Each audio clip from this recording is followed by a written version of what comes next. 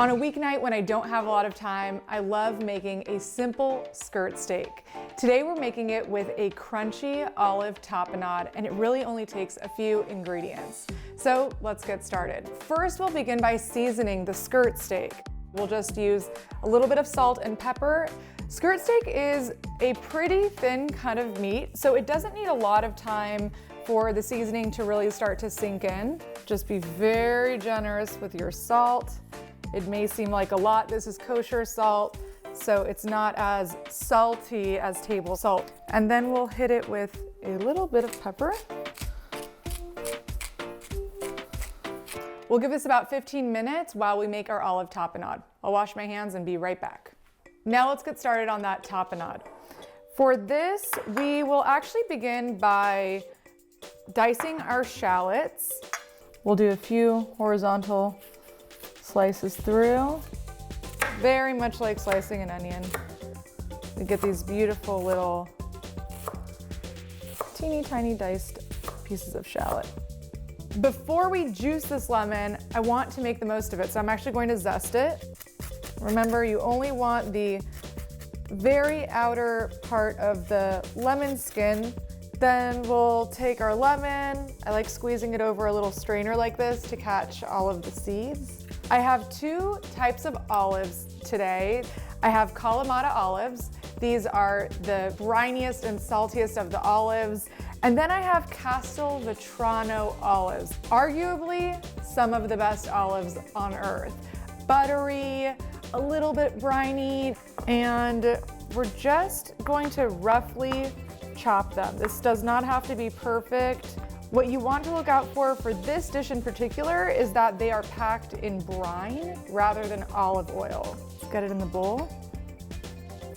Now let's add our parsley. You always want to make sure that when you're making a sauce to go with any meat, that you have a nice fresh herb.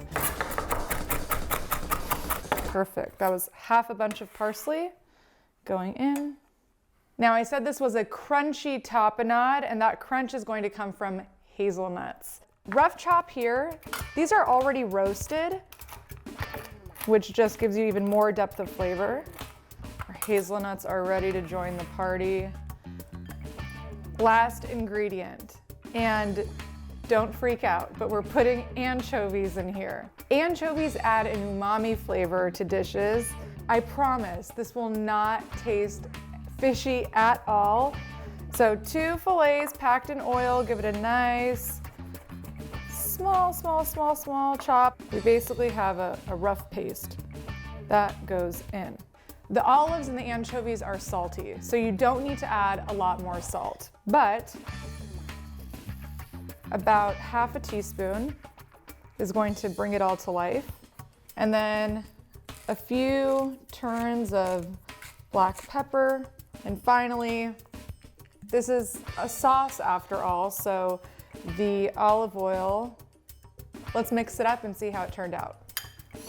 We'll let this sit and have all the flavors hang out together while we finish up our skirt steak.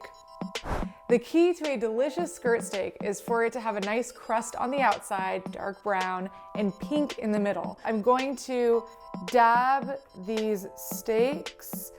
Before they go inside, we have to add oil. Brush the outside with oil before it hits the pan. I have this pan on high heat, and now it's time to add the steaks. And after each side has had about 3 to 4 minutes to cook, I'll check to see if they're ready.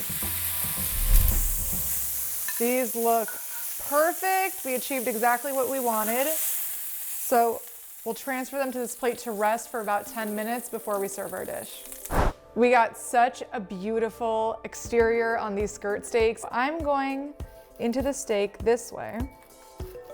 And as we start to slice in, you can see we got a beautiful medium rare finish.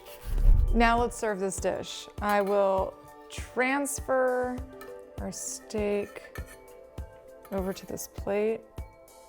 We'll get our crunchy olive tapenade right on top.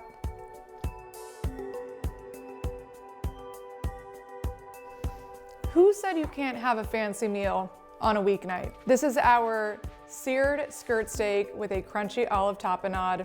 And now all that's left to do is eat.